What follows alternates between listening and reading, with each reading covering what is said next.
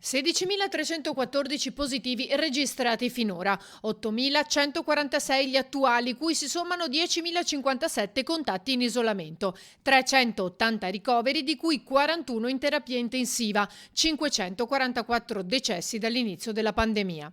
Sono i numeri diffusi dall'ULSS 3 che fotografano la situazione nel veneziano e che portano il direttore generale Dalben a rilanciare un appello alla responsabilità. Ogni giorno riscontriamo 300-400 positività che portano naturalmente a decine di ricoveri.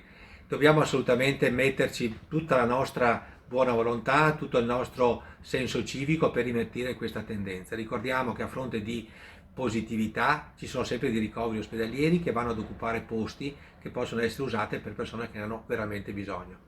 Forte anche la pressione dei nuovi contagi anche sul lavoro dei sanitari nel territorio, 27 nella sola giornata di lunedì. E poi ci sono le case di riposo. Una situazione direi importante. Abbiamo attualmente 310 ospiti positivi e 168 operatori.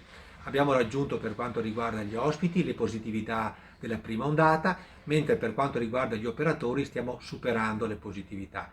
Quindi è una situazione che va attenzionata, che attenzioniamo ogni giorno, con contatti continui e costanti con le case di riposo, con le direzioni, attraverso i nostri medici coordinatori e che portano a degli incontri poi settimanali con le direzioni delle case di riposo da parte dell'azienda. Quindi una presenza importante, costante, ma anche qui c'è la necessità veramente di capire come quando il virus entra nelle case di riposo faccia veramente dei disastri.